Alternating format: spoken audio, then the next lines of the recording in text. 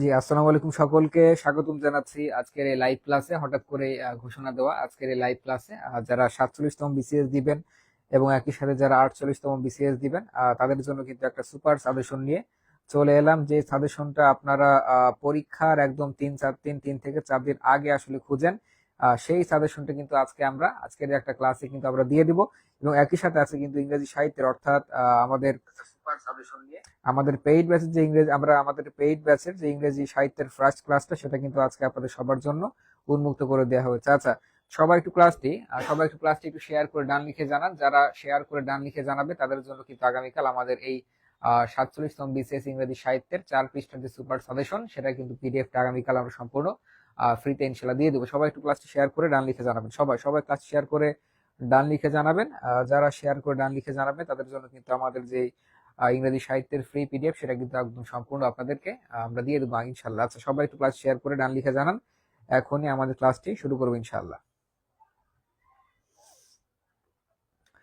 আচ্ছা, আমি দেখতে পাচ্ছি হাসান আহমেদ লিখেছেন শেয়ার ডান, হায়াতুন্নেসা সালাম জানিয়েছেন জি ওয়ালাইকুম সালাম, মোহাম্মদ হানিফ লিখেছেন ডান, শাকিল ডান লিখেছেন, ফেরদৌস হাসান লিখেছেন ডান।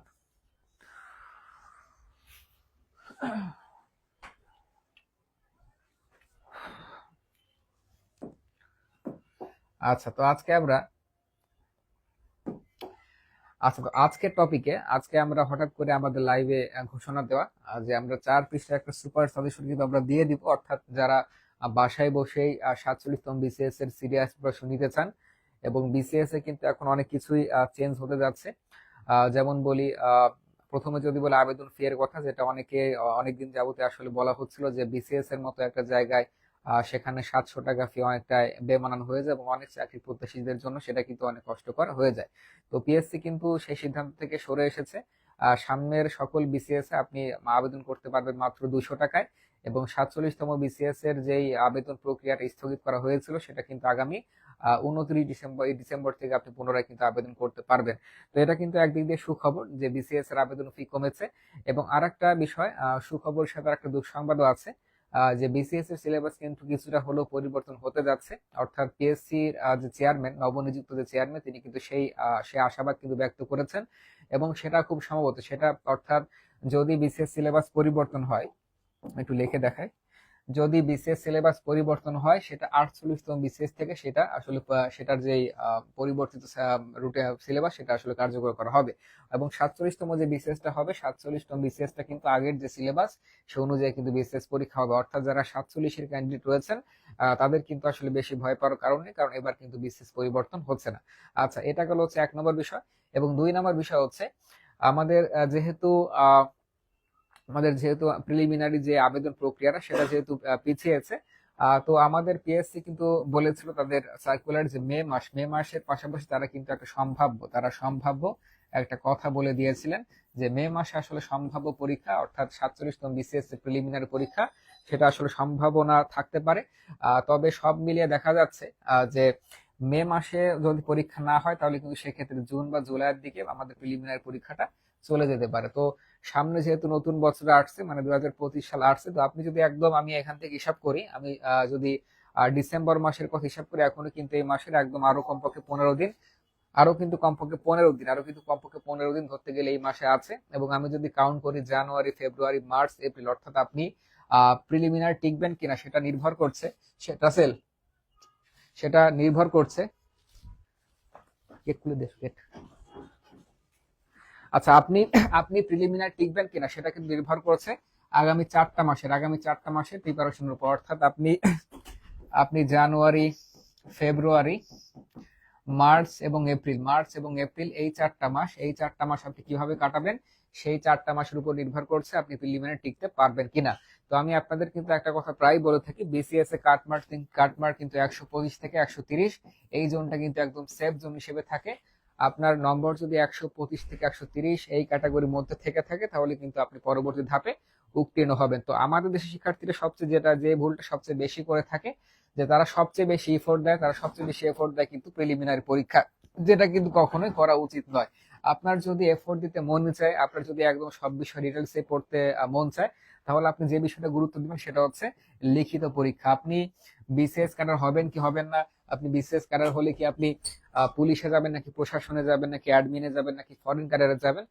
তো বেশিরভাগ শিক্ষার্থীদের কিন্তু আসলে লক্ষ্য থাকে বড় লক্ষ্য, অর্থাৎ তারা কিন্তু ওই আহ পুলিশ প্রশাসন কিংবা অ্যাডমিন ক্যাডার ফরেন ক্যাডার এগুলো আসলে তারা বেশিরভাগের লক্ষ্য থাকে ওইদিকে যাওয়া। তো আপনার যদি আসলেই লিখে মানে ডিটেলসে পড়তে মন চায় তাহলে আপনি অবশ্যই লিখিত বেস্ট প্রিপারেশন নেবেন। তবে আমাদের দেশের কোচিং সেন্টার গুলোতে প্রিলিতে সবচেয়ে বেশি ফোকাস দেওয়া হয়, কিন্তু বিসিএস মানে কিন্তু প্রিলিমিনারি পাস করলে কিন্তু আপনার বিসিএস হবে না।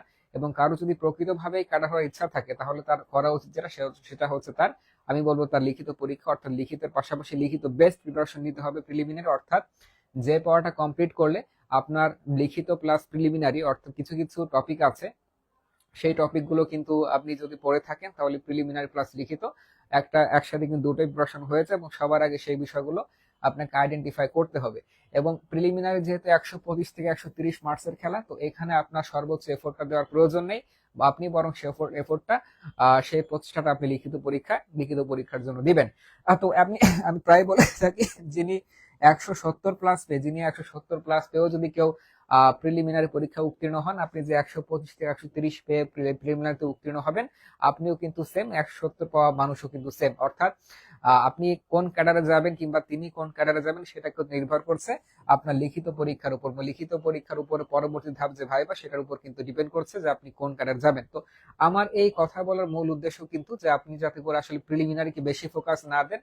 তো আমার দেশে আসলে বলা হয়ে থাকে যে বিসিএস প্রিপারেশন শেষ করতে আসলে 1 বছর লাগে। সেটা অ্যাটলিস্ট প্রিলিমিনারির ভাষা হচ্ছে ভুল, কারণ আজকের থেকে 10 থেকে 12 বছর আগের চেতনায় যদি আপনি উজ্জীবিত হয়ে সেই চেতনা লালন করে আপনি যদি লেখাপড়া করেন তাহলে আপনি 1 বছর কিন্তু আপনি প্রিলিমিনারি পাস করতে পারবেন না। তো আপনাকে যেটা করতে হবে, বিসিএস প্রিলিমিনারিতে 150 থেকে 155টা টপিক, বিসিএস প্রিলিমিনারির জন্য 150 থেকে 155টা টপিক, যেখান থেকে আসলে প্রশ্ন বারবার আসে। এবং আপনি আগামী 4টা মাস আপনি যদি শুধুমাত্র 150 থেকে 155 টপিক যদি আপনি ফোকাস করতে পারেন, আপনি প্রিলিমিনারিতে কমপক্ষে 170 প্লাস প্রশ্ন কমন পাবেন। এবং আপনি যদি পড়ার মতো করে পড়তেই পারেন, আমি অ্যাটলিস্ট বিশ্বাস করি যে আজকের ক্লাসটি যারা দেখছেন, একদম A to Z যারা আসলে দেখছেন কিংবা পরবর্তীতে যারা দেখবেন, সবারই সামর্থ্য আছে যে তাদের যে ক্যাপাবিলিটি, তাদের যে সামর্থ্য, সেই সামর্থ্যকে আসলে ব্যবহার করে এই 125 থেকে 130 পাওয়ার ক্যাপাবিলিটি সবার মধ্যে আছে।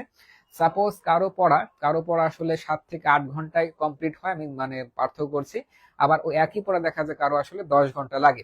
তো এটা লাগতেই পারে, এটা ব্যক্তিভেদে ভিন্ন বিষয় হয়। তবে 10 ঘন্টা যে ব্যক্তি পড়ে ওই পড়াটা কমপ্লিট করছে সে যে প্রিলিমিনারি পাস করতে পারবে না এটা কিন্তু কোনোভাবে বলা যায় না।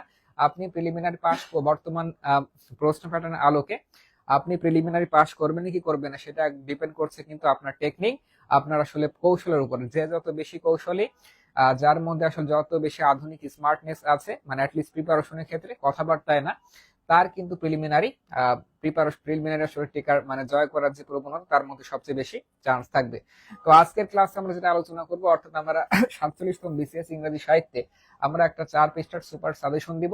এবং এই ক্লাসটি মূলত আমাদের 47 বিসিএস এর যে ডাইনামিক ব্যাচ 120 দিনের যে প্ল্যান, অর্থাৎ 120 দিনে 130 প্লাস প্রিপারেশনের যে ব্যাচটা আমরা শুরু করেছি, সেই ব্যাচেরই কিন্তু আমাদের ইংরেজি সাহিত্যের কিন্তু আজকে ফার্স্ট ক্লাস হতে যাচ্ছে।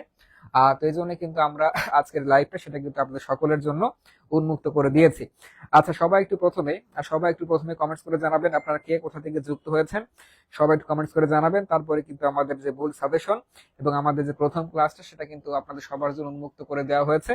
সবাই একটু কমেন্টস করে জানাবেন যে আপনারা কি কোথা থেকে লাইভটি দেখছেন। সবাই একটু কমেন্টস করে জানাবেন। আপনাদের পরিচয়গুলো নেওয়ার পরে আমি আমার যে মূল সাজেশন, মূল যে ক্লাস, সেখানে ইনশাল্লাহ প্রবেশ করব। সবাই একটু কমেন্টস করে জানাবেন আপনারা কে কোথা থেকে আমাদের ক্লাসে যুক্ত হয়েছেন। আচ্ছা, দেখতে পাচ্ছি অসংখ্য শিক্ষার্থী শীতের রাতেও তারা আমাদের ক্লাসে যুক্ত হয়েছেন। এবং যারা এখন ক্লাসটি শেয়ার করে রাখেনি তারা অবশ্যই ক্লাসটি শেয়ার করে রাখবেন, কারণ আজকের যারা ক্লাসটি শেয়ার করে রাখবেন তাদের কিন্তু আমরা সম্পূর্ণ ফ্রিতে আগামীকাল পিডিএফটা দিয়ে দিব। আচ্ছা, দেখতে পাচ্ছি মোহাম্মদ ইমরান রয়েছেন বরিশাল থেকে, রাজু আহমেদ জীবন চাঁদপুর থেকে আছেন, এমনি তনয় ইসলাম বগুড়া থেকে আছেন, মনোয়ার মৃদুল আছেন নীলফামারী থেকে, আনিক উর্মি রয়েছে লালবাগ থেকে। আচ্ছা, আমি দেখতে পাচ্ছি অনেক শিক্ষার্থী যুক্ত হয়েছেন, আরমিন আক্তার রয়েছেন কুমিল্লা থেকে। তো সবচেয়ে যে বিষয়টা ইম্পর্টেন্ট, যে বিশেষ পরীক্ষার 5 থেকে 7 দিন আগে অনেকে দেখবেন যে ঘুম ভাঙে, সেই ঘুম এমন ঘুমটা আসলে ভাঙে যে সে সময় তার আসলে কোনো কিছু করার থাকে না। তো বেশিরভাগ এখন আরেকটা যেহেতু বিষয় একটা কনফিউশন দূর করে দেয়, তো বিসিএস এ কিন্তু 4বারের বেশি বিসিএস পরীক্ষা দেওয়া যাবে না, এটা কিন্তু অনেকটা সমালোচিত হয়েছে এই বিষয়টি। এবং সেই সমালোচনা থেকেই কিন্তু মনে হয় পিএসসি এই নীতি থেকে সরে এসেছে। এবং ল্যাটেস্ট যেটা ঘোষণা সেটা হচ্ছে আপনার বিসিএস এ 32 বছর না হওয়া পর্যন্ত আপনি কিন্তু চাকরি পরীক্ষা বিসিএস পরীক্ষা দিতে পারবেন। তো এতদিন যেটা ছিল, এতদিন কিন্তু আসলে 30 বছর পর্যন্ত মানে বিসিএস পরীক্ষা দেওয়ার আসলে সুযোগ থাকতো। এখন যেহেতু আরো 2 বছর বাড়ানো হয়েছে, তো বাংলাদেশের মতো একটা ঘনবসতি রাষ্ট্রে, বাংলাদেশের মতো একটা রাষ্ট্রে যেখানে মূলত সরকারি চাকরি সোনার হরিণ, সেই সেই একটা রাষ্ট্রে যেহেতু আরো 2টা বছর বাড়ানো মানে কিন্তু এই বিসিএস এর প্রতিযোগিতা অনেক বাড়া। এবং প্রতিযোগিতা যদি বেড়ে যায় তাহলে কিন্তু কাট মার্কেটের সংখ্যাটা সেটাও কিন্তু বেড়ে যাবে।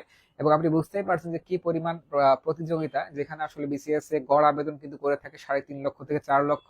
তো এবার যেহেতু 32 বছর করা হয়েছে, এখানে এবার কিন্তু আবেদনের যে সীমা, আবেদনকারী সংখ্যা সেটা যে বাড়বে সেটা নির্দ্বিধায় বলা যাচ্ছে। তো আপনারা কিন্তু সবাই ওই দিকটা ফোকাস করবেন যে আমার আসলে কতটুকু পড়াশোনা আছে, আমার যা কিছু আছে তাই নিয়ে ঝাঁপিয়ে পড়তে হবে। এবং বিসিএস এর রাস্তায় কিন্তু আপনিও যেরকম সমান, ঢাকা ইউনিভার্সিটি কিংবা বুয়েট থেকে পাশ করা শিক্ষার্থীও যেরকম সমান, তেমনই ভাবে ন্যাশনাল ইউনিভার্সিটি থেকে আসলে যিনি পাশ করেছেন তিনিও কিন্তু বিসিএস এর রাস্তায় সমান। অর্থাৎ আপনার যদি সামর্থ্য থাকে, আপনার যদি অ্যাবিলিটি থাকে, আপনার যদি জ্ঞান থাকে, দক্ষতা থাকে, মেধা থাকে, আপনি বাংলাদেশের যে কোনো জায়গায় থাকেন না কেন, গ্রামে হোক শহরে হোক, যে কোনো জায়গায় থাকেন না কেন, আপনার কিন্তু ক্যাপাবিলিটি, আপনার কিন্তু সামর্থ্য আছে যে বিসিএস টা জয় করার।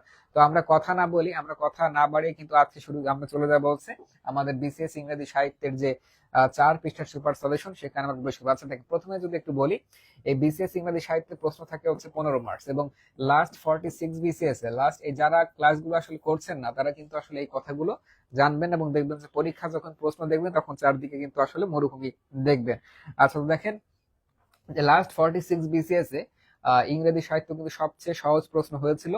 তো এই জন্য একটু রিমাইন্ড দিচ্ছি যে আগামী যে 47 বিসিএস হবে সেখানে কিন্তু বিসিএস ইংরেজি সাহিত্য সবচেয়ে কঠিন হওয়ার পসিবিলিটি আছে। তো বিসিএস ইংরেজি সাহিত্য কঠিন হোক কিংবা সহজ হোক, বিসিএস ইংরেজি সাহিত্যে কিন্তু টপিক ওই মানে ফিক্সড কয়েকটা টপিক, এর বাইরে কিন্তু এখানে আসার কোনো সুযোগ নেই।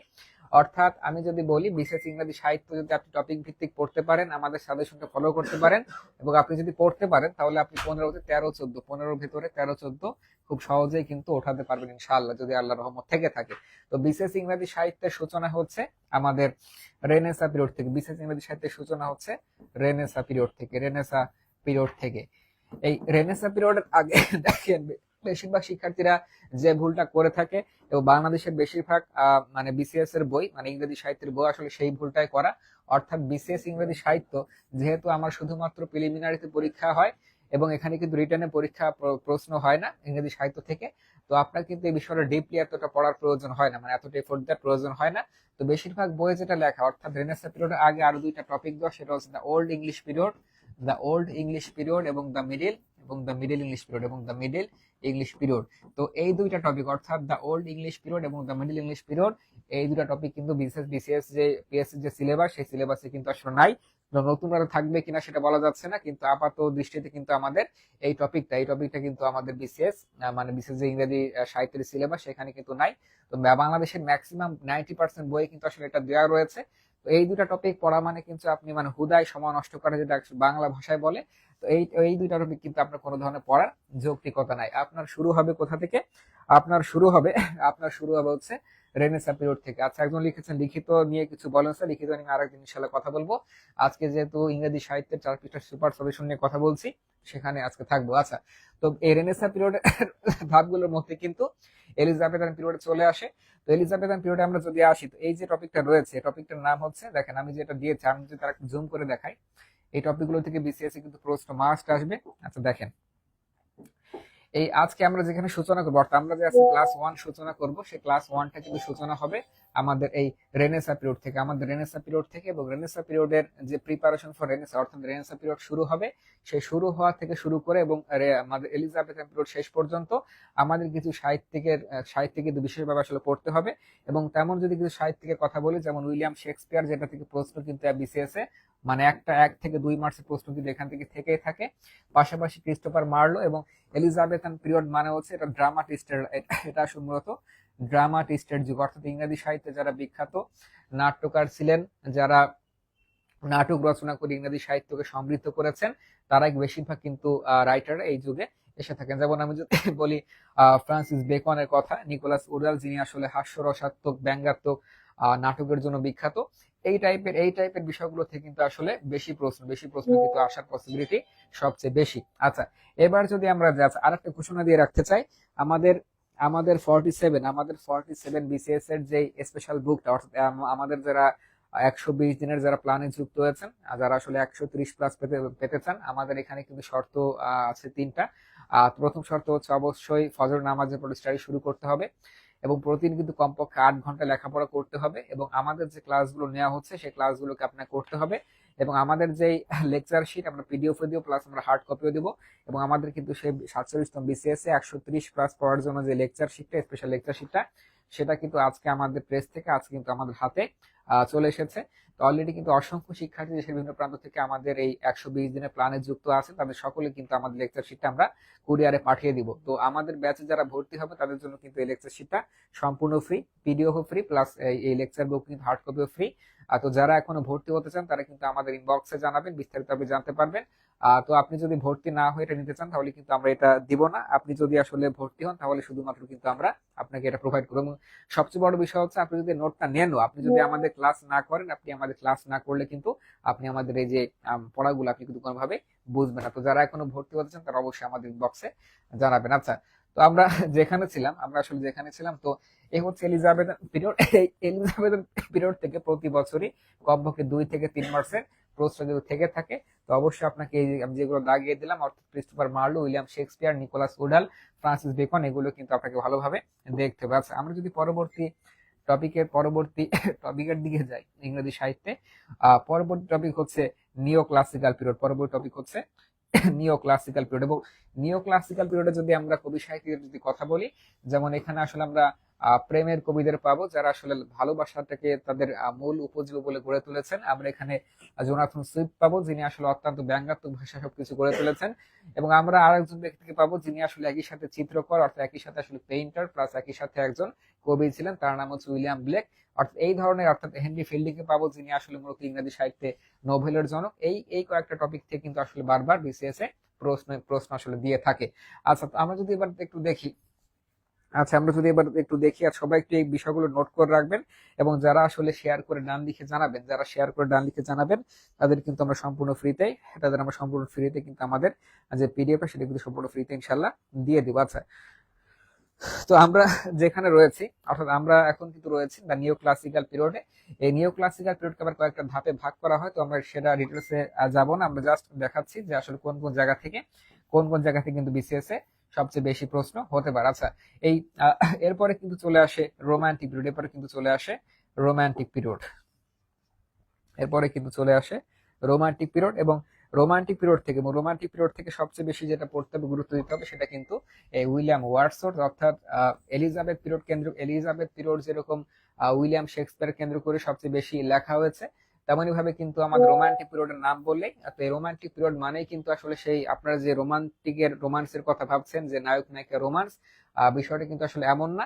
এই রোমান্টিক পিরিয়ডের মেইন থিমই কিন্তু আসলে সৌন্দর্য। সেখানে আসলে বিউটি থাকবে, বিউটির পাশাপাশি সেখানে আসলে লাভ থাকবে, অর্থাৎ সেখানে আসলে অ্যাকচুয়াল সৌন্দর্যটা ফুটে উঠবে। আচ্ছা, এইখানে কিন্তু আরো জন কিটস এবং এর পাশাপাশি কিন্তু এসটি কলেরিজ, এই বিষয়গুলো আপনাকে ভালোভাবে পড়তে হবে। এবং এই চ্যাপ্টারকে যদি একদম বিশ্লেষণ করি, এই 4 জন, অর্থাৎ এই উইলিয়াম ওয়ার্ডসওয়ার্থ, এই যুগের বিখ্যাত কবি হচ্ছে 4 জন, William Wordsworth, PB Shelley, John Keats এবং এসটি কলেরিজ। এই 4 জন থেকে প্রশ্ন কিন্তু মাস্ট আসবে, মানে ভুল নাই। এই 4 জন যদি আপনি পড়েন, আপনি কমপক্ষে প্রশ্ন মানে 2 থেকে 3 মার্কসের প্রশ্ন কিন্তু এই 4 জন রাইটার থেকে একদম মাস্ট পাবেন। তো যারা আসলে ক্লাসটি করছে তারা কিন্তু জেনে গেলেন যে কোথা থেকে আসলে বিসিএস এ প্রশ্ন করা হয়। আচ্ছা, এরপর যদি আমরা যাই, এটা হচ্ছে আমাদের রোমান্টিক পিরিয়ড। আচ্ছা, এরপর আমরা যদি যাই পরবর্তী টপিক হচ্ছে ভিক্টোরিয়ান পিরিয়ড। তো রোমান্টিক পিরিয়ড, ভিক্টোরিয়ান পিরিয়ড, দুইটা টপিক থেকেই কিন্তু বিসিএস এ মানে মাস্ট প্রশ্ন থাকে। এবং ভিক্টোরিয়ান পিরিয়ড কিন্তু নামকরণ করা হয় মূলত রানী ভিক্টোরিয়ার নামকরণ থেকেই আসলে ভিক্টোরিয়ান পিরিয়ডের নামকরণ করা হয়। তো এখানে যদি আমি ইম্পর্টেন্ট টপিকের কথা বলি, যেমন এই যে রবার্ট ব্রাউনিং, এলিজাবেথ ব্রাউনিং, যারা কিন্তু মানে প্রেমের মাধ্যমে তাদের সম্পর্কটা গড়ে ওঠে, এবং সেই তাদের প্রেমটা কিন্তু আসলে রচিত হয়েছিল এক কাব্যের মধ্য দিয়ে। তো কবিতা লেখার মধ্য দিয়ে কিন্তু আসলে নারী যেরকম পুরুষকে আকৃষ্ট করে থাকে তেমনি ভাবে কিন্তু পুরুষ নারীকে আকৃষ্ট করতে পারে। যারা আসলে প্রেম ভালোবাসার মধ্যে রয়েছেন তারা কিন্তু অনেক ভালোই এই বিষয়ে জানেন। আচ্ছা, এর পাশাপাশি চার্লস ডিকেন্স, সেখান থেকে কিন্তু আসলে প্রশ্ন বাদ যায় না।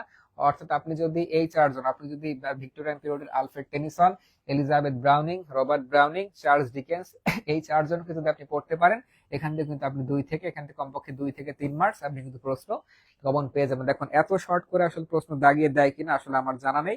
আচ্ছা, তো এই চলে গেল হচ্ছে আমাদের ভিক্টোরিয়ান পিরিয়ড থেকে। আচ্ছা, এবার আমরা এবার আমরা পরবর্তী টপিক আমরা প্রবেশ করবো। আচ্ছা দেখেন,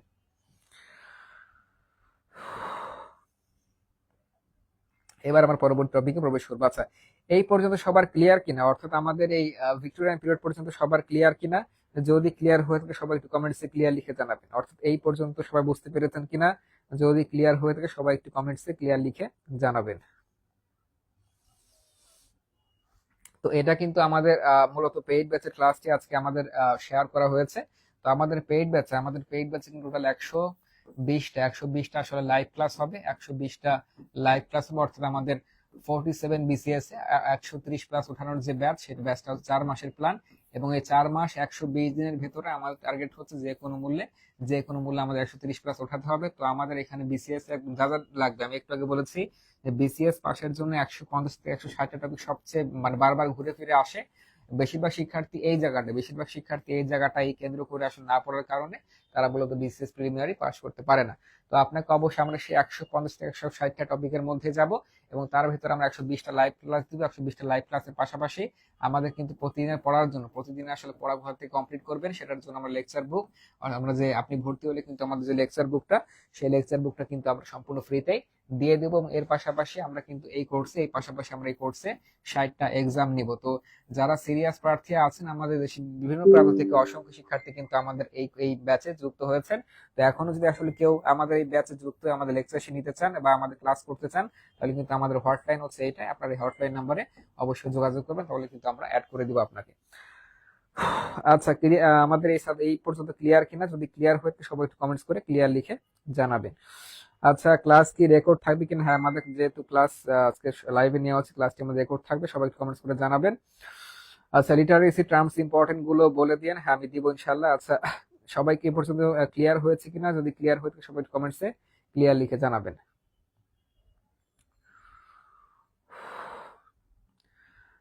আচ্ছা, তো এই হচ্ছে আমাদের যে চলে গেল হচ্ছে ভিক্টোরিয়ান পিরিয়ডে। আচ্ছা, এবার চলে যাব আমরা পরবর্তী পিরিয়ডে। ভাইয়া, খাতায় তোলার জন্য একটু সময় দিবেন। হ্যাঁ, আমরা পিডিএফটা দিয়ে দিব, আমরা আগামীকাল পিডিএফ দিয়ে। আচ্ছা, সবাই লিখেছেন ক্লিয়ার। আচ্ছা, বিপ্লব বাবা লিখেছেন ডান, সুমায় ঋতু সবাই লিখেছেন হচ্ছে ক্লিয়ার। আচ্ছা, এবার দেখেন, এবার আমরা যাব হচ্ছে পরবর্তী টপিকে। আচ্ছা, পরবর্তী টপিক হচ্ছে modern and post modern period. আমরা কোন যুগের বাসিন্দা জানেন? আমরা কোন যুগের বাসিন্দা? আমরা হচ্ছে এই মডার্ন পিরিয়ডের পরে যে যুগটা হয়, অর্থাৎ আমাদের লেটেস্ট যে যুগ, আমরা কিন্তু সেই পোস্ট মডার্ন পিরিয়ডের বাসিন্দা। এবং পোস্ট মডার্ন পিরিয়ডের মানুষরা কিন্তু মোবাইল নিয়ে আসলে বেশি ব্যস্ত থাকে।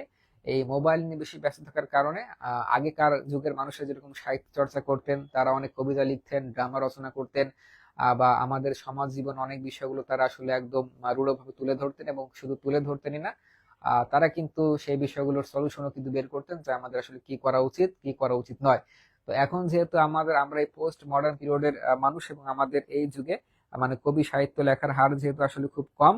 আচ্ছা, একজন লিখেছেন ক্লাস রেকর্ড থাকবে কিনা? হ্যাঁ, আমাদের ক্লাস রেকর্ড থাকবে কিনা বলেছেন। হ্যাঁ, আমাদের পেইড ব্যাচের সকল ক্লাস আজীবন রেকর্ড থাকবে। পেইড ব্যাচের সকল ক্লাস, অর্থাৎ 47তম বিসিএস এর যে পেইড ব্যাচের ক্লাসটা, সেই পেইড ব্যাচ ক্লাসটা হচ্ছে আজীবন রেকর্ড থাকবে। আপনি যতদিন খুশি ততদিন কিন্তু আপনি ক্লাসগুলো দেখতে পারবেন। তো এই কোর্সে আমাদের পেইড ব্যাচ সকল ক্লাস কিন্তু আজীবন রেকর্ড থাকবে। আপনি এই কোর্সে কিন্তু কোর্সের অফার ফি হচ্ছে 2000 টাকা। তো এই কোর্সের এখনো যারা অফারে ভর্তি হতে চান, এবং এই কোর্সের অফার ফি 2000 টাকা, এবং এর ভেতরে ভর্তি হলে সেই লেকচার শিটটা কিন্তু আমরা সম্পূর্ণ ফ্রিতে কিন্তু আমরা দিয়ে দিব। যারা এখনো যে আসলে ভর্তি হতে চান, তারা আমাদের ইনবক্সে যোগাযোগ করবেন, অথবা আমাদের যে হটলাইন 0131546838 এটা হচ্ছে আমাদের হটলাইন নাম্বার। আপনি এই নাম্বার আসলে আপনি হোয়াটসঅ্যাপ করবেন, তাহলে কিন্তু আমাদের বিস্তারিত জানতে পারবেন। আচ্ছা, তো যে কথা বলছিলাম, আমরা যেহেতু আসলে পোস্ট মডার্ন পিরিয়ডের বাসিন্দা, এবং সামনে কিন্তু বিসিএস এই পোস্ট মডার্ন পিরিয়ড, বিসিএস এই পোস্ট মডার্ন পিরিয়ড থেকে প্রশ্ন হওয়ার পসিবিলিটি কিন্তু আসলে সবচেয়ে বেশি, মানে আমি যদি একটু বিচার করি। এবং এখানে কিন্তু এই মডার্ন এবং পোস্ট মডার্ন পিরিয়ডে সবচেয়ে বেশি গুরুত্বপূর্ণ যেমন রয়েছে W B Yeats, Irish writer, মানে আয়ারল্যান্ডের রাইটার। এবং দেখেন যে বিসিএস ইংরেজি সাহিত্য মানে যে শুধুমাত্র ইংল্যান্ডের মানুষের কাহিনী এমন কিন্তু আসলে নয়। ইংল্যান্ডের কবিদের পাশাপাশি এখানে কিন্তু ইংল্যান্ডের আশেপাশের যে দেশ রয়েছে, যেমন আয়ারল্যান্ড আছে, স্কটল্যান্ড আছে, আইরিশ কবি, স্কটিশ কবি, এবং এর পাশাপাশি কিন্তু আমেরিকান পোয়েটদের, অর্থাৎ যারা ফরেন রাইটার্স আছে, সেগুলো আমরা একটা চার্ট দিয়ে দিব। সেখান থেকে কিন্তু বিসিএস প্রতি বছরই আসলে প্রশ্ন হয়ে থাকে, এবং সামনে কিন্তু এই চ্যাপ্টার গুলো থেকে যেহেতু বেশিরভাগ শিক্ষার্থী পড়ে না, বেশিরভাগ শিক্ষার্থী ইংরেজি সাহিত্য বলতে কিন্তু সে উইলিয়াম শেক্সপিয়ার, ক্রিস্টোফার মার্লোর যুগ আসলে বোঝা থাকে। এবং যেহেতু মানুষ এই জন্য এই টপিক গুলো একটু কম পড়ে, তো এখান থেকে কিন্তু প্রশ্নের পসিবিলিটি সবচেয়ে বেশি আগামী বিসিএস। তো টিএস ইলিয়ট, এইচজি ওয়েলস এবং ডাইলান থমাস এবং জিবি শ, এই চারজন, এই পাঁচজন আসলে মডার্ন এবং পোস্ট মডার্ন পিরিয়ডের জন্য সবচেয়ে গুরুত্বপূর্ণ। এই পাঁচজনকে যদি ভালোভাবে পড়েন, এখন আপনি 2 থেকে 3 মার্কস, এখানে আপনি খুব সহজেই 2 থেকে 3 মার্কস কিন্তু আপনি আশা করতে পারেন। তো আজকে যেহেতু প্রথম ক্লাস, তো আমাদের কিন্তু বিসিএস মানে যে 130+ পাওয়ার ব্যাচে, ওখানে কিন্তু আমরা সবগুলো বিষয় এরকম পড়াবো, এবং এখানে আপনি যতটুকু প্রয়োজন ঠিক ততটুকুই পাবেন। এবং আপনি বাংলাদেশের দেশ ছাড়া কোচিং সেন্টার গুলো থেকেও কিন্তু, ওগুলো আসলে বেশিরভাগ আপডেটেড না, আমরা কিন্তু সবকিছু জিনিস আপডেট নিয়ে এসেছি, অর্থাৎ বর্তমান যুগের সাথে তাল মিলিয়ে যা যা দরকার সবই কিন্তু আমাদের এই ব্যাচে ইনশাল্লাহ পেয়ে যাবেন। তো যারা এখনো ভর্তি করতে চান ইনবক্সে জানাবেন, এবং যারা আছেন তারা তো অবশ্যই লাকি যে আমাদের ক্লাসগুলো আপনারা এভাবে করতে পারছেন। আচ্ছা, এবার দেখেন যে কথা বলতে না বলতে কিন্তু চলে এসেছে, অর্থাৎ ফরেন লিটারেচার, যেখান থেকে ইংল্যান্ডের সাহিত্যিকদের বাদে যেখানে আসলে প্রশ্ন বিসিএস এসে থাকে, আমরা কিন্তু এখন সেই পার্টে রয়েছি। অর্থাৎ ইংরেজি সাহিত্যিক বাদে যারা আসলে বাইরের দেশের সাহিত্যিক রয়েছেন, যেমন আমি যদি এখানে বলি, এখানে যদি আমি একটু জুম করে দেখাই, যেমন এখানে রয়েছে এমিলি ডিকিনসন, এখানে রয়েছেন রবার্ট ফ্রোস্ট, আমেরিকান পোয়েট, এখানে রয়েছে হার্নেস্ট হেমিংওয়ে। তো বাংলাদেশের কথা যদি আসি, যে একমাত্র রাইটার যিনি ব্রিটিশ বংশোদ্ভূত, তার নাম হচ্ছে তাহমিনা আনাম। অর্থাৎ এই বিশেষ করে এই তিনজন, অর্থাৎ এমিলি ডিকিনসন, রবার্ট ফ্রোস্ট, এই তিনজন, অর্থাৎ 1 নম্বর এমিলি ডিকিনসন, 2 নম্বর রবার্ট ফ্রোস্ট, 3 নম্বর হচ্ছে আর্নেস্ট হেমিংওয়ে। এই তিনজন কিন্তু বিসিএস এ এই ফরেন লিটারেচার থেকে কিন্তু সবচেয়ে বেশি গুরুত্বপূর্ণ, অর্থাৎ এখান থেকে আসার পসিবিলিটি কিন্তু সবচেয়ে বেশি। আচ্ছা, এবার যদি আমরা যাই পরবর্তী টপিকে, সে টপিকটা হচ্ছে কোটেশন, অর্থাৎ যে সমস্ত আসলে উক্তিগুলো বারবার আসতে পারে। যেমন উক্তির মধ্যে উইলিয়াম শেক্সপিয়ার উক্তি কিন্তু খুবই গুরুত্বপূর্ণ। ফ্রান্সিস বেকন তার রচনা নিয়ে, এসে নিয়ে কিন্তু একটা গুরুত্বপূর্ণ উক্তি আছে, সেগুলো থেকে কিন্তু বিসিএস এ প্রশ্ন আসতে পারে। তারপর হচ্ছে আলফ্রেড টেনিসন, এসটি কলেজে বিশেষ করে যেই পোয়েট্রি আছে, সেখান থেকে আমাদের উক্তিগুলো কিন্তু বিসিএস এ আসার পসিবিলিটি বেশি আছে। এবার চলে এসে হচ্ছে লিটারেসি টার্মস, এবং লিটারি টার্মস থেকে কিন্তু বিসিএস এ প্রশ্ন কিন্তু একদম মাস্ট আসে, সেখান থেকে প্রশ্ন কিন্তু কোনোভাবেই মিস যায় না। এবং লিটারারি টার্মস থেকে যদি বলি, এখান থেকে যে বিষয়গুলো থেকে আপনাকে অবশ্যই পড়তে হবে, তার মধ্যে কিন্তু সবচেয়ে বেশি গুরুত্বপূর্ণ সিমিল অ্যান্ড মেটাফোর, এবং তার পাশাপাশি লিমেরিক মানে মজার কবিতা, সলিলোকুই মনোলগ, দুইটা কিন্তু একই সাথে জড়িত বিষয়।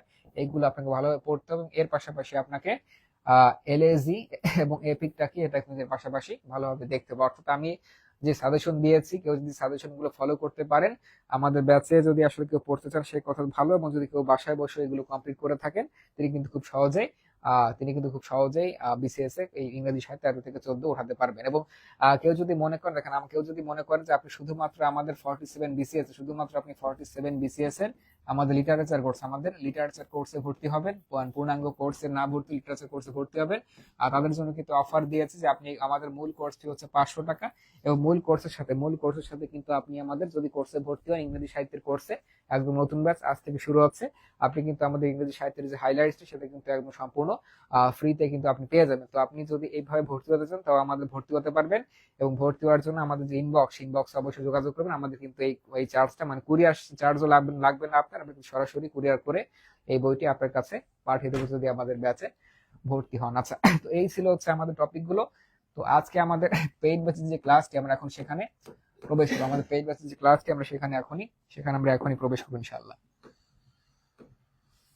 আচ্ছা, চলে যাচ্ছে হচ্ছে আমরা পেইড ব্যাচের ক্লাস নাম্বার 1-এ, এখনই আমরা প্রবেশ করবো ইনশাআল্লাহ। তো যারা আমাদের আজকে পেইড ব্যাচের ক্লাসটি সবার জন্য কিন্তু উন্মুক্ত করে দেওয়া হয়েছে, তো যারা ক্লাসটি করতেছেন একদম শুরু থেকে শেষ পর্যন্ত অবশ্যই থাকবেন। তো আজকের ক্লাসে কিন্তু আমরা গুরুত্বপূর্ণ টপিক আমরা কিন্তু রেনেসাঁ পিরিয়ড দিয়ে আজকে রেনেসাঁ পিরিয়ড থেকে আমরা কিন্তু সূচনা করবো। দেখেন, তো তো বিসিএস ইংরেজি সাহিত্যের যে চ্যাপ্টার গুলো আছে, চ্যাপ্টার গুলো মনে রাখার জন্য একটা সহজ সূত্র আছে, যেমন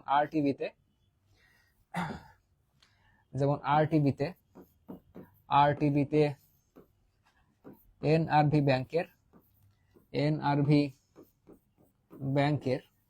এনআরভি ব্যাংকের মডার্ন জালিয়াতির মডার্ন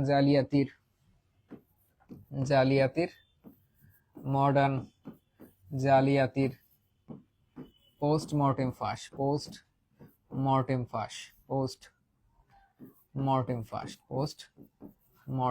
আচ্ছা বাংলা লিখি, পোস্টমর্টেম ফাঁস একটা ইংরেজি সাহিত্যের একদম যে সকল টপিক আছে, শুধুমাত্র আমরা একটা ছন্দের মাধ্যমে আমরা সকল টপিক কিন্তু আসলে মনে রাখতে পারবো। এবং দেখেন, আমরা যদি খুব সহজে সেই মানে আমরা একটা ছন্দ যদি মনে রাখতে পারি, আবার বলছি আরটিভিতে এনআরভি ব্যাংকের মডার্ন জালিয়াতি পোস্টমর্টেম ফাঁস, একটা সূত্রের মধ্য দিয়ে পুরো বিশেষ ইংরেজি সাহিত্য কিন্তু আমরা আসলে শেষ করে ফেলবো। দেখেন, এবং এখানে যে আর রয়েছে, আরে হচ্ছে মনে রাখবেন, আরে হচ্ছে দ্য রেনেসাঁ পিরিয়ড, আরে হচ্ছে দ্য রেনেসাঁ পিরিয়ড, এবং এই রেনেসাঁ পিরিয়ডই কিন্তু আমাদের বিশেষ ইংরেজি সাহিত্যের মূল সূচনা। আচ্ছা, আরে হচ্ছে রেনেসাঁ পিরিয়ড। আচ্ছা, এবার দেখেন আর টিভিতে গেল, এবার দেখেন এন আছে, আমাদের এন আছে, আর আছে, ভি আছে, তিনটা কিন্তু অক্ষর আছে, তিনটা অক্ষর দিয়ে আমরা তিনটার যুগ বের করবো ইংরেজি সাহিত্যের। যেমন এন এ হচ্ছে neo classical period, neo classical period. আর এ হচ্ছে রোমান্টিক পিরিয়ড, রোমান্টিক পিরিয়ড। এবং ভিতে হচ্ছে ভিক্টোরিয়ান পিরিয়ড, যেটা নামকরণ করা হয়েছিল মূলত রানী ভিক্টোরিয়ার নাম অনুসারে। এবং ভিক্টোরিয়ান পিরিয়ডের পরে আসলে দেখেন একটা মডার্ন নামে একটা শব্দ আছে, মডার্ন পিরিয়ড, এবং মডার্নের পরে কিন্তু আসলে চলে আসে আমাদের যে পোস্ট কথাটি আসে, পোস্টে কিন্তু আমাদের মনে রাখতে হবে যে পোস্টে কিন্তু আমাদের the post modern period, post modern period. তাহলে দেখেন, আমাদের একটা সূত্রের মধ্য দিয়ে আমরা কিন্তু বিশেষ ইংরেজি সাহিত্যের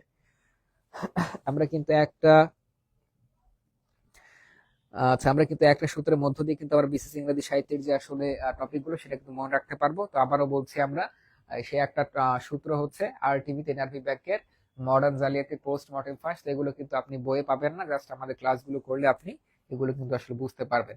আচ্ছা, এই হচ্ছে আমাদের যে বেসিক তথ্য, সেগুলো চলে গেল। আচ্ছা, এবার যাব আমরা। আচ্ছা, সবাই একটু কমেন্টস করে জানাবেন ইংরেজি সাহিত্যের জনককে। দেখা যাক কারা উত্তর করতে পারে। সবাই একটু কমেন্টস করে জানাবেন ইংরেজি সাহিত্যের জনককে। সবাই কমেন্টস করে জানাবেন ইংরেজি সাহিত্যের জনককে।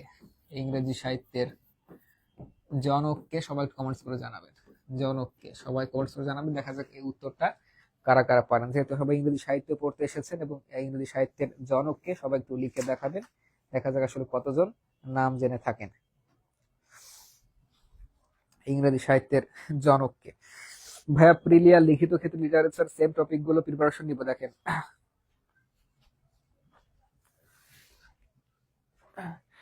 বিশেষ ইংরেজি সাহিত্য কিন্তু যে আপনারা জানেন না, ক্লাসগুলো না করলে কিন্তু আপনাদের ভেতরে যে জড়তা আপনারা যে জানেন না, সেটা কিন্তু প্রতিফলিত হয় বিশেষ ইংরেজি সাহিত্য লিখিত অংশের জন্য। কোনো ধরনের লিখিত অংশের জন্য কিন্তু বিশেষ ইংরেজি সাহিত্য থেকে কোনো ধরনের প্রশ্ন হয় না। তো যিনি প্রশ্ন করেছেন, আপনি হয়তো বা সিলেবাস সম্পর্কে জানেন না, এবং আপনি মেবি আপনি আমার ক্লাসগুলো আসতে মানে দেরিতে জয়েন করেছেন। আচ্ছা, তো সবাই কমেন্টস করে জানাবেন যে ইংরেজি সাহিত্যের জনককে। আমাদের মনোয়ার মৃদুল ভাই লিখেছেন হচ্ছে উইলিয়াম শেক্সপিয়ার। আচ্ছা, আরমিন আক্তার লিখেছেন চসার। আকাশ চ্যানেল লিখেছেন চসার। দেখেন, আমাদের আপনারা ক্লাসগুলো না করলে কিন্তু আপনারা অনেকে বেশিরভাগই ভুল উত্তর দিচ্ছেন। তো বিসিএস ইংরেজি সাহিত্যের জনক হচ্ছে জিওফ্রে চসার। বিসিএস ইংরেজি সাহিত্যের জনক কি হচ্ছে? জিওফ্রে। নামটা মনে রাখবেন, জিওফ্রে চসার হচ্ছে ইংরেজি সাহিত্যের জনক। এবং জিওফ্রে চসার দুইটা বিখ্যাত পোয়েট্রি আছে, একটা হচ্ছে দ্য ক্যান্টারবেরি টেলস, একটা the Canterbury tales,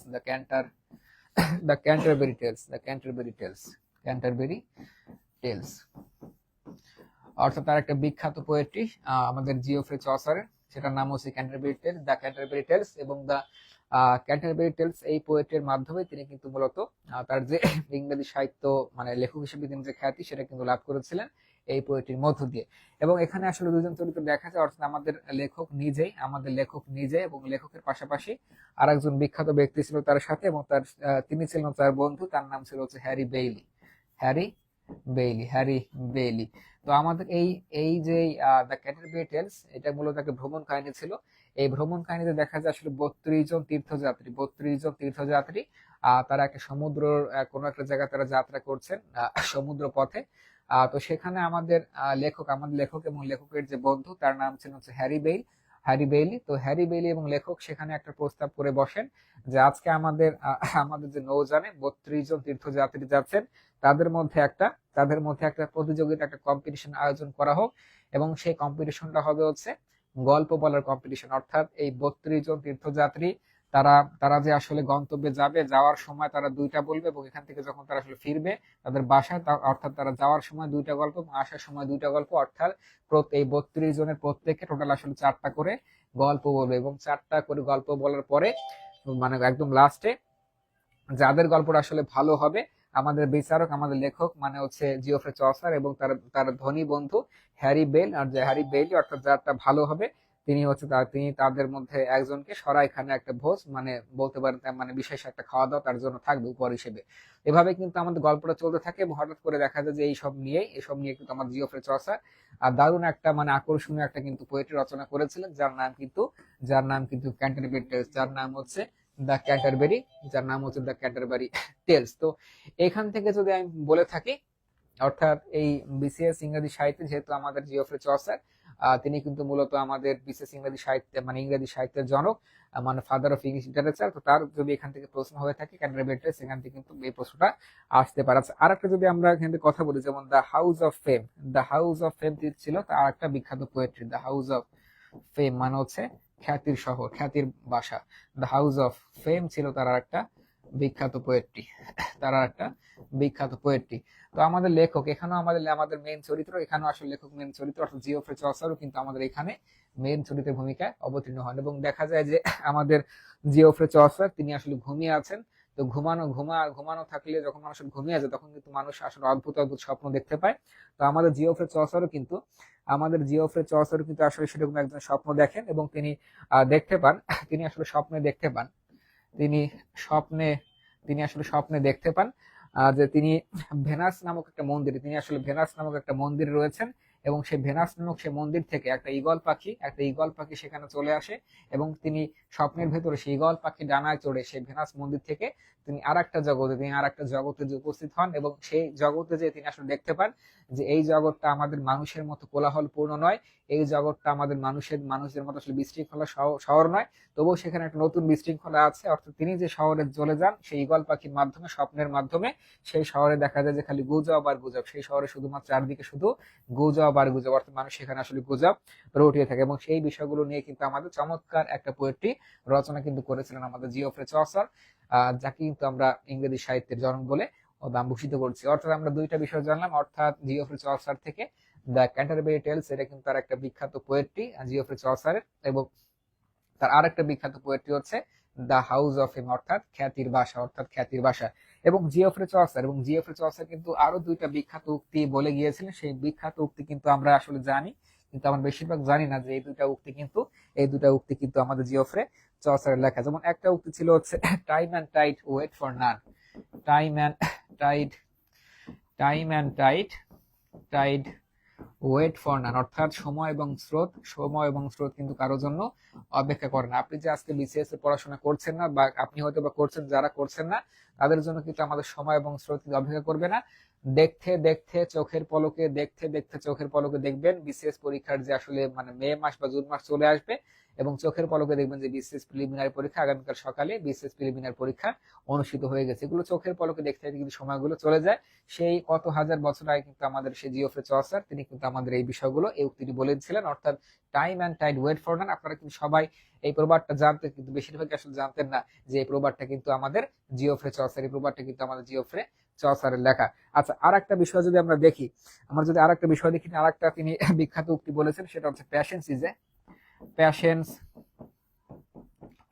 is a is a conquering virtue. is a conquering, patience is a conquering virtue. Patience is a conquering virtue.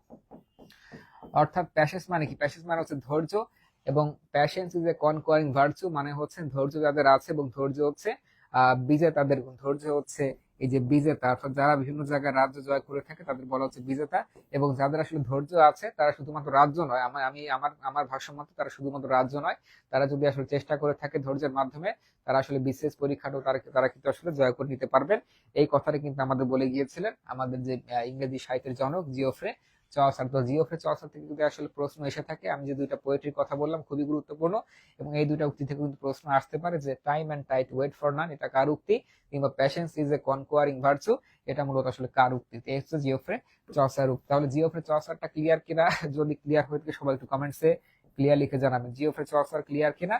যদি ক্লিয়ার হয়ে থাকেন সবাই একটু কমেন্টসে ক্লিয়ার লিখে জানাবেন। আবারও বলছি আজকের যে ক্লাসটা সেটা কিন্তু আমাদের মূলত পেইড ব্যাচের ক্লাস, এবং সেটা কিন্তু আপনাদের জন্য উন্মুক্ত করা হয়েছে। তো যারা এখন আমাদের ইংরেজি সাহিত্য ব্যাচে ভর্তি হতে চান তাদের জন্য কিন্তু অফার ফি বলে দিয়েছি, যে 500 টাকা হচ্ছে আমাদের কোর্স ফি হচ্ছে মাত্র 500 টাকা, এবং আপনি আমাদের কোর্সে ভর্তি হলে আপনার কিন্তু এক্সট্রা আমাদের হাইলাইটস কিনতে হচ্ছে না। আপনি কিন্তু 300 টাকার হাইলাইটসটা আমরা আপনাকে সম্পূর্ণ ফ্রিতে দিয়ে দেবো। কেউ যদি আমাদের বিসিএস ইংরেজি বিসিএস মানে 130 প্লাস পাওয়ার যে পূর্ণাঙ্গ 200 মার্কসের যে ব্যাচে ভর্তি হন, তিনিও কিন্তু আমাদের লেকচার বুকটা সম্পূর্ণ ফ্রিতে পেয়ে যাবেন। তো যারা এখনো ভর্তি হতে চান অফারে, তারা আমাদের সরাসরি ইনবক্সে জানাবেন। তো যে কথা বলছিলাম যে আমাদের এই টপিকটা ক্লিয়ার কিনা, যদি ক্লিয়ার হয়ে থাকে সবাই একটু কমেন্টসে ক্লিয়ার লিখে জানাবেন। আমাদের কথা হচ্ছে প্রয়োজন যতটুকু, আয়োজন ততটুকু, প্রয়োজনের বাইরে কিন্তু আমরা কোনো বিষয় পড়াবো না। আজ সবাই কমেন্টস করে জানাবেন যে এই পর্যন্ত সবার ক্লিয়ার কিনা। যদি ক্লিয়ার হয়ে থাকে সবাই কমেন্টসে ক্লিয়ার লিখে জানাবেন।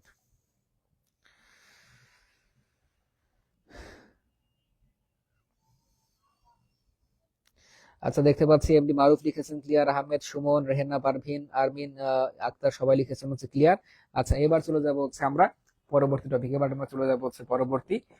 আচ্ছা, পরবর্তী টপিক হচ্ছে আমরা চলে যাব দ্য রেনেসা পিরিয়ড, অর্থাৎ বিশেষ ইংরেজির সাথে সূচনা হচ্ছে দ্য রেনেসা পিরিয়ডে।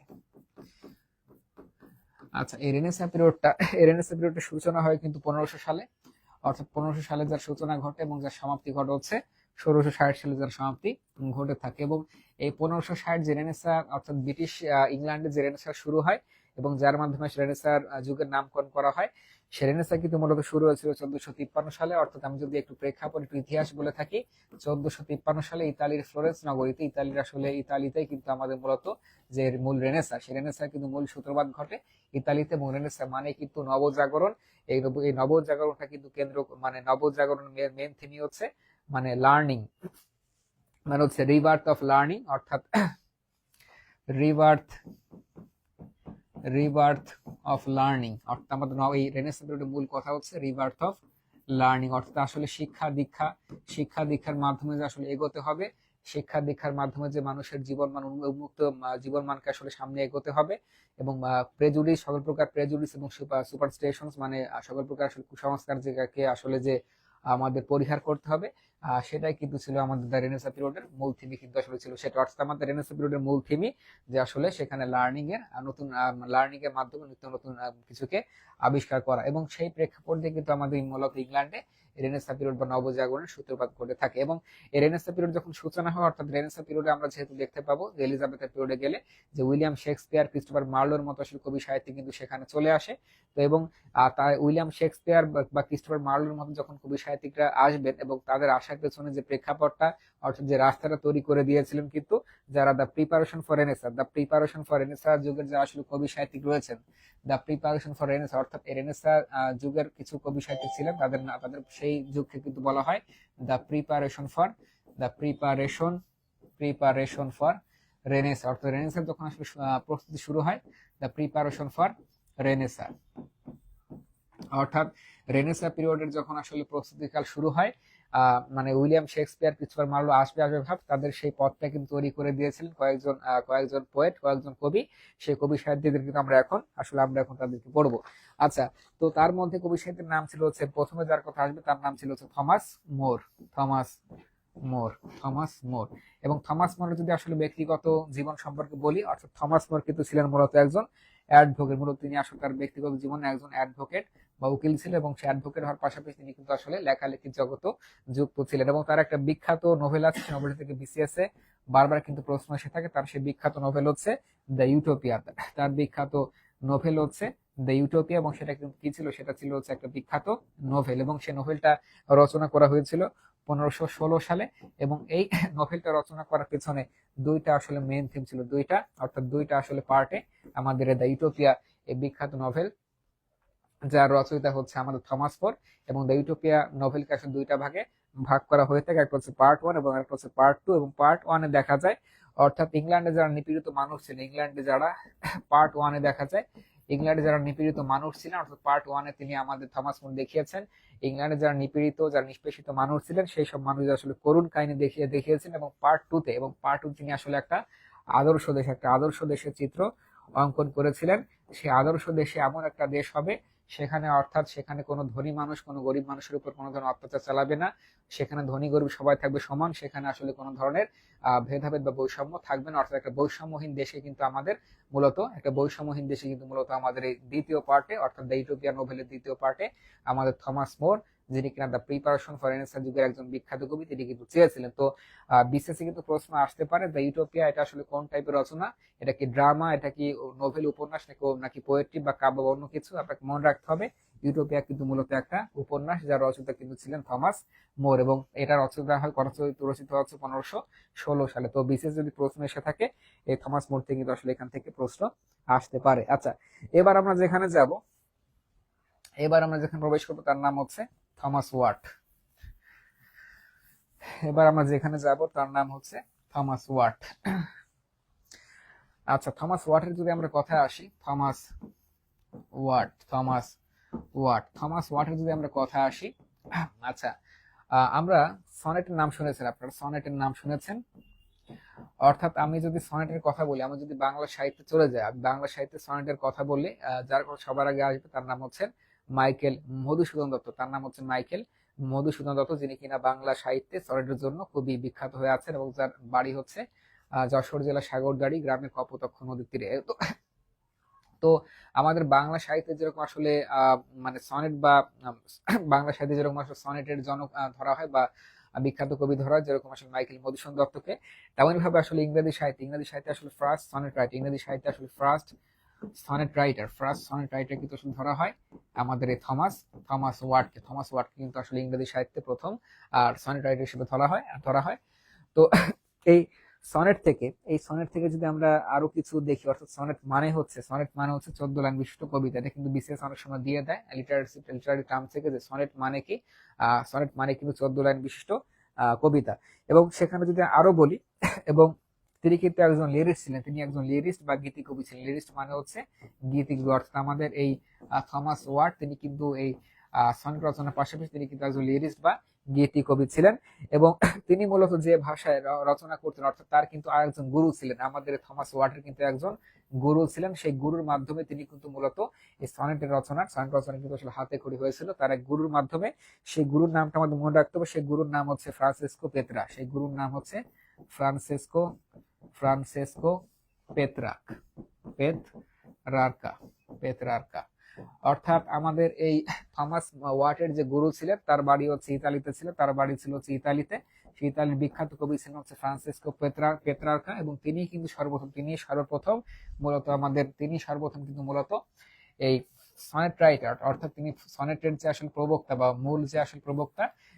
অর্থাৎ বিশ্বের মধ্যে, ওয়ার্ল্ডের মধ্যে যদি সনেট রাইটার আসলে মূল প্রবক্তা ধরা হয়, সেই বিশ্বের মধ্যে সনেটের রচনার মূল প্রবক্তা কিন্তু আমাদের ইতালির বিখ্যাত কবি ফ্রান্সিসকো পেত্রার্কা। এবং তার দেখা দেখিতে কিন্তু পরে কিন্তু ইংল্যান্ডে আমাদের থমাস ওয়াট তিনি সর্বপ্রথম সনেট রচনা করে থাকেন। তো প্রশ্নটি এরকম এসে থাকে যে পুরো ওয়ার্ল্ডের মধ্যে সনেট আসলে, মানে পুরো ওয়ার্ল্ড বিশ্বের মধ্যে সনেটের আসলে মূল প্রবক্তাকে, তখন কিন্তু আপনাকে উত্তর করতে হবে ফ্রান্সিসকো পেত্রার্কা, যার বাড়ি হচ্ছে ইতালিতে। এবং যদি এসে থাকে শুধুমাত্র ইংরেজি সাহিত্যে, মানে ফার্স্ট সনেট রাইটারকে, তখন কিন্তু উত্তরটা হবে থমাস ওয়াট। এবং আমরা কিন্তু দেখলাম যে 1453 সালে যেরকম আসলে ইতালি থেকে ইংল্যান্ডরা আসলে ধার করে এনেছিলেন তাদের যে তাদের রেনেসার যে মূল বিষয়গুলো, সেটা আসলে তারা যেরকম আমাদের ফ্লোরেন্স ইতালি থেকে ধার করে এনেছিলেন, তেমনি ভাবে কিন্তু আমাদের এখানে স্যার থমাস ওয়াট তিনিও কিন্তু তার যে সনেট রাইটার যে বিষয়গুলো সেগুলো কিন্তু তিনি মূলত ওই ইতালির রাইটার অর্থাৎ ফ্রান্সিসকো পেত্রার্কার থেকে তিনিও মূলত আসলে ধার করে এনেছিলেন। তো ব্রিটিশরা কিন্তু আসলে মূলত বিভিন্ন দেশে ঔপনিবেশিক শাসন প্রতিষ্ঠা করেছিলেন, এবং ঔপনিবেশিক শাসন প্রতিষ্ঠার মধ্য দিয়ে তারা কিন্তু আসলে বিভিন্ন দেশে আছে, যেমন লিখেছেন তা আছেন সরকার, ফ্রান্সিসকো পেত্রার্ক, সনেটের জনক, ঠিক আছে। এভাবে কিন্তু মূলত ইংরেজরা বিশ্বের বিভিন্ন দেশে তারা ঔপনিবেশিক শাসন প্রতিষ্ঠা করেছিল, এবং তারা যে আজকের যে অবস্থা, তারা যে আসলে ধনী হয়েছেন, এই অবস্থার পেছনে কিন্তু তারা বিভিন্ন দেশ থেকে মানে চুরি করে বা এই ধরনের আসলে সম্পদ অর্জন করে কিন্তু তারা মূলত এই আমাদের আজকের সেই ব্রিটিশ সাম্রাজ্য আপনারা দেখতে পান। আচ্ছা, চলে গেল আমাদের থমাস ওয়াট। আচ্ছা, আর তার আর একটা বিখ্যাত কবিতার বই ছিল, সেই কবিতার বইয়ের নাম হচ্ছে সংস অ্যান্ড সনেটস। অর্থাৎ আমাদের এই তার একটা বিখ্যাত কবিতার বই ছিল আমাদের থমাস ওয়াটের, সেই বিখ্যাত কবিতার বইটার নাম ছিল হচ্ছে সংস অ্যান্ড সনেটস। এবং সবচেয়ে বড় বিষয় হচ্ছে আমাদের এই রাইটার অর্থাৎ থমাস ওয়াটের মৃত্যুর 15 বছর পরে তিনি যে আসলে লেখালেখি করতেন সেটা কিন্তু জানতে পারি আমরা তার মৃত্যুর 15 বছর পরে সংস অ্যান্ড সনেটস কবিতার বইটা আসলে প্রথম প্রকাশিত হয়েছিল। তো বিসিএস এর জন্য কিন্তু এই বিষয়গুলো কিন্তু আপনাদের অবশ্যই জানতে হবে। আচ্ছা, এবার চলে যাবো হচ্ছে আমরা পরবর্তী রাইটার টপিকে। পরবর্তী যার নাম আসবে তার নাম হচ্ছে নিকোলাস উডাল।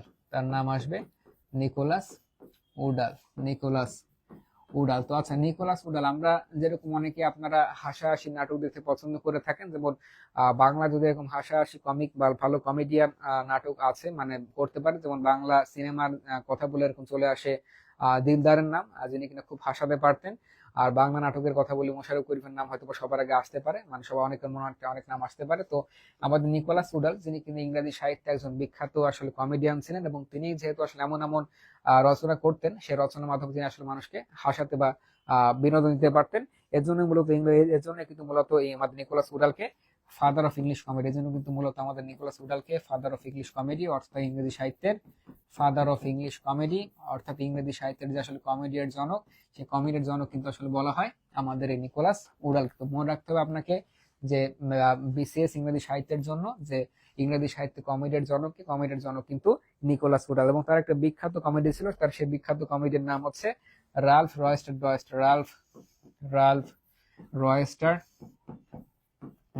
তার একটা বিখ্যাত কমেডি ছিল হচ্ছে রালফ রয়েস্টার ডয়েস্টার। এটি ছিল তার একটা বিখ্যাত কমেডি বা হাস্যরসাত্মক রচনা। এই বিখ্যাত যে কমেডিয়ান নাটকটা, সেটা কিন্তু মূলত যার কেন্দ্রবিন্দু ছিল হচ্ছে রালফ ডয়েস্টার, অর্থাৎ আমাদের যার নামেই এই কমেডির নামকরণ করা হয়েছিল, তিনি কিন্তু ছিলেন আমাদের মূল কেন্দ্রীয় চরিত্র রালফ ডয়েস্টার। তো আমাদের এই নিকোলাস উডাল তিনি দেখিয়েছিলেন যে রালফ ডয়েস্টার কিন্তু মূলত ছিলেন একজন কি বলা যায়, তিনি একজন কাপুরুষ ব্যক্তি ছিলেন। এবং সেই কাপুরুষ ব্যক্তি প্রথম জীবনে তার একটা এরকম অনেকে থাকে না যে আমি কোনো নারীদের সংস্পর্শে আসবো না, আমি কোনোদিন বিয়ে শাদী করবো না, এরকম যেরকম থেকে থাকে, তেমনই কিন্তু একজন মানুষ ছিলেন আমাদের এই রালফ ডয়েস্টার। এবং শেষ পর্যন্ত দেখা যায় যে তিনি প্রথম জীবন নারীদেরকে অবহেলা করলো, তিনি পরবর্তী জীবনে তিনি কিন্তু একটা বিধবা নারীর প্রেমে পড়ে, এবং সে বিধবা নারীর প্রেমে পড়ার পরে তিনি আসলে চেয়েছিলেন যে নারীকে বিবাহ করে তার বাকি জীবন সুখে শান্তিতে কাটাবে, কিন্তু আনফরচুনেট সে বিধবা নারীটা আসলে তাকে ছ্যাঁকা দিয়ে যায়। এবং সেই গল্পগুলো কিন্তু অত্যন্ত হাস্যরসাত্মক ভঙ্গিতে আমাদের যে নিকোলাস উডাল, তিনি কিন্তু রালফ ডয়েস্টার এই কমেডি তিনি কিন্তু তুলে ধরেছেন। তো বিশেষ কিন্তু এখান থেকে প্রশ্ন আসার পসিবিলিটি বেশি যে বিশেষ ইংরেজি সাহিত্যে মূলত কমেডিয়ার জনককে। তো কমেডিয়ার জনক কিন্তু আমাদের নিকোলাস উডাল, এবং তার একটা বিখ্যাত কমেডি হচ্ছে রালফ ডয়েস্টার। এবং আচ্ছা, আর পাশাপাশি যদি দেখতে পাচ্ছি তাহসিন সরকার লিখেছেন ফার্স্ট কমেডি রালফ ডয়েস্টার। আচ্ছা, আর একটা যদি আমরা বিষয় দেখি, আরেকজন রাইটার হচ্ছেন থমাস স্যাগভিল।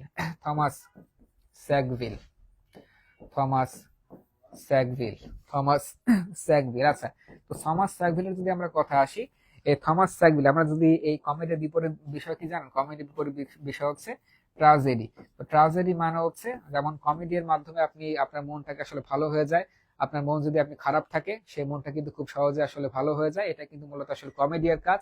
এবং ঠিক বিপরীত কাজ কিন্তু ট্রাজেডিয়ার কাজ, অর্থাৎ আপনার মনকে আপনি যেই নাটক দেখলে আপনার মন কিন্তু দুঃখ ভারাক্রান্ত হবে, আপনার মনটা আপনি বেদনা প্রশমিত হবে, সেটা কাজ করা কিন্তু আমাদের ট্রাজেডিয়ার কাজ। তো আমি যদি বাংলা সিনেমা দিয়ে উদাহরণ দেই, যেমন ওমর সানু মৌসুমী কিন্তু অনেক তারা সিনেমা করেছেন, সেখানে দেখা যায় যে ওমর সানি তিনি কিন্তু দেখা যায় যে তিনি গরিব মানে তিনি চাকর হিসেবে অভিনয় করেন, এবং মৌসুমী তিনি মেম সাহেব ভূমিকা অবতীর্ণ হয়ে থাকে। তো সেখানে কিন্তু একটা ট্রাজেডি, বা সেখানে যে ওমর সানি যে তিনি মানে গরিব মানুষ হওয়া অবস্থাও তিনি যে মৌসুমীর মতো একটা মানে সম্ভ্রান্ত পরিবার মেয়ের প্রেমে পড়ে, সেটা কিন্তু দেখা যাচ্ছে। এবং দেখা যাচ্ছে যে ওই টাইপের যে সিন গুলো আসে সেগুলো কিন্তু মানুষের মনে বেদনা সৃষ্টি করে সবচেয়ে বেশি, যে কি হলো কি হলো এই বুঝি নায়িকা চলে গেলো, এই বুঝি মনে হয় নায়ক নায়িকাকে পেলো না। তো এই টাইপের বিষয়গুলো কিন্তু আসলে মানুষের সামনে তুলে ধরা কিন্তু ট্রাজেডির মেন কাজ। তো ইংরেজি সাহিত্যে কিন্তু যিনি ফার্স্ট ট্রাজেডি রাইটার, ইংরেজি সাহিত্যে যিনি আসলে ফার্স্ট ট্রাজেডি, ইংরেজি সাহিত্যে যিনি আসলে ফার্স্ট ট্রাজেডি আসলে রচনা করেন, তার নামই কিন্তু তার নামই কিন্তু থমাস স্যাগভিল। এবং তার রচিত একটা বিখ্যাত ট্রাজেডি যেটা কিন্তু ইংরেজি সাহিত্যে ফার্স্ট ট্রাজেডি বলা হয়, সেটা হচ্ছে তার নাম হচ্ছে গড়বোডাক। তার নাম হচ্ছে গড়বোডাক। এবং গড়বোডার কিন্তু আর একটা নাম আছে, তার নাম হচ্ছে ফেরেক্স অর ফেরেক্স ফেরেক্স ফেরেক্স অ্যান্ড পোরেক্স, ফেরেক্স অ্যান্ড পোরেক্স। এটা কিন্তু আমাদের ইংরেজি সাহিত্য থমাস স্যাগভিলের রচিত বিখ্যাত ট্রাজেডি কিন্তু এই গড়বোডাক অর ফেরেক্স অ্যান্ড পোরেক্স, যে কোনো নামে আপনি লিখতে পারেন। আচ্ছা, তো এখানে দেখা যাচ্ছে এখানে কিন্তু আমাদের রাজ্য নিয়ে মানে দুই ভাই, অর্থাৎ আমাদের রাজা ছিলেন, আমাদের গর্বটা কিন্তু ছিলেন আসলে তিনি একজন রাজা ছিলেন, এবং তার দুই পুত্র ছিলেন, এক পুত্রের নাম হচ্ছে ফেরেক্স এবং আর এক পুত্রের নাম হচ্ছে পোরেক্স। এবং দেখা যায় যে তিনি আমাদের গর্বের রাজা, তিনি দুই ভাইয়ের মধ্যে আসলে রাজ্য ভাগ করার সিদ্ধান্ত নেয়। এবং রাজ্য ভাগ করাকে কেন্দ্র করে এই ফেরেক্স এন্ড পোরেক্স কিন্তু মানে দ্বন্দ্বে জড়িয়ে যায়, এবং দ্বন্দ্ব থেকে কিন্তু অনেক বড় যুদ্ধের সূচনা হয়। তো দেখা যায় যে এক পর্যায়ে আসলে বড় ভাই ফেরেক্স তিনি যুদ্ধে ছোট ভাইয়ের হাতে ছোট ভাই তিনি আসলে মূলত নিহত হয়। এবং যখন বড় ভাই নিহত হয় তখন বেঁচে থাকে তার ছোট ভাই পোরেক্স, এবং সেই ছোট ভাই যখন বেঁচে থাকে তখন দেখা যায় যে কোনো এক মানে এই হত্যার প্রতিশোধ নিতে ফেরেক্সের মা তার ফেরেক্স এবং পোরেক্সের যে মা, সেই মাই তার ছোট ভাই তার ছোট ছেলে পোরেক্সকে আসলে হত্যা করে বসে। পরবর্তীতে দেখা যায় যে ওই রাজ্যের মানুষ এরকম একটা হত্যাকাণ্ড হয়ে গেল, যে রাজার দুই ছেলে মারা গেল। তারপর সেই রাজ্যের মানুষ কিন্তু এই রাজা এবং তার যে স্ত্রী তাদের দুজন কিন্তু আসলে হত্যা করে। এবং দেখা যায় সে হত্যার পরে সেখানে কিন্তু একটা গৃহযুদ্ধের সূচনা হয়ে যায়। এবং সেই গৃহযুদ্ধর বিষয়গুলো কিন্তু পরবর্তীতে আমাদের এই নাটকের মধ্যে, অর্থাৎ থমাস স্যাগভিলের এই নাটকে সেটা কিন্তু ট্রাজেডি রূপে প্রতীয়মান হয়ে যায়। তো বিসিএস যদি প্রশ্ন আসে যে ইংরেজি সাহিত্যের ফার্স্ট ট্রাজেডি রাইটার কে, উত্তর কিন্তু হবে থমাস স্যাগভিল। এভাবে আসতে পারে যে এই গর্বোটা ক্যান অর ফোরেক্স এন্ড পেরেক্স কিন্তু আসলে কোন টাইপের রচনা, উত্তর হবে এটা কিন্তু ট্রাজেডি টাইপের রচনা। আচ্ছা, এবার আমরা চলে যাব, এবার আমরা যেখানে যাব তার নাম হচ্ছে sir David Lindsay sir David Lindsay sir David sir David Lindsay. আচ্ছা, তো স্যার ডেভিড লিন্ডসের আমরা এখন প্রবেশ করবো। আচ্ছা, স্যার ডেভিড লিন্ডসের একটা বিখ্যাত পোয়েম ছিল, সেই বিখ্যাত পোয়েমের নাম হচ্ছে দ্য ড্রিম পোয়েম, যার রচয়িতা হচ্ছেন sir Thomas Sackville, the dream poem. আচ্ছা, তো এই দ্য ড্রিম পোয়েমে আমাদের লেখক স্যার ডেভিড লিন্ডসে দেখিয়েছেন যে সমাজে তাদের ওই তৎকালীন সমাজে আসলে পোপ রাজা, অর্থাৎ যারা সমাজে সম্ভ্রান্ত মানুষ, তারা ছিলেন হচ্ছে যারা পোপ বা রাজা বলা হয়। অর্থাৎ পোপ মানে হচ্ছে খ্রিস্টানদের যারা ধর্মগুরু তাদের কিন্তু আসলে পোপ বলে অভিহিত করা হয়। এবং সে পোপ এবং তার সাথে আসলে রাজা যারা ছিলেন তাদের মধ্যে মূলত এমন একটা চেতনা বিকাশ ঘটে, চেতনার মাধ্যমে মূল সুর হচ্ছে তারা আসলে দমন পীড়ন করতেছে, এবং দমন পীড়নটা তারা হচ্ছে গরিব মানুষদেরকে তারা দমন পীড়ন করতেছে। এবং তাদের সেই দমন পীড়নের সংবাদ পেয়ে ওই রাজ্যের মধ্যে আসলে যারা নিষ্পেষিত বা গরিব মানুষ, তারা ওই খবরগুলো শুনে তারা ইংল্যান্ড থেকে তাদের পার্শ্ববর্তী দেশ, অর্থাৎ তাদের অত্যাচারের প্ল্যান শুনে তারা কিন্তু আসলে মূলত পাশের দেশ স্কটল্যান্ডে তারা আসলে চলে যায়। এবং সেই বিষয়গুলো কিন্তু আমাদের স্যার ডেভিড লিন্ডসে তিনি অত্যন্ত চমৎকার ভাষায় তার ড্রিম পোয়েমে তুলে ধরেছেন। এবং তিনি মূলত এর মাধ্যমে দেখাতে চেয়েছেন যে সমাজের কিন্তু যারা শোষক শ্রেণী তারা কখনো আসলে যারা মানে অত্যাচারের শিকার হয় তাদের কখনো আসলে তারা মূলত ভালো চায় না।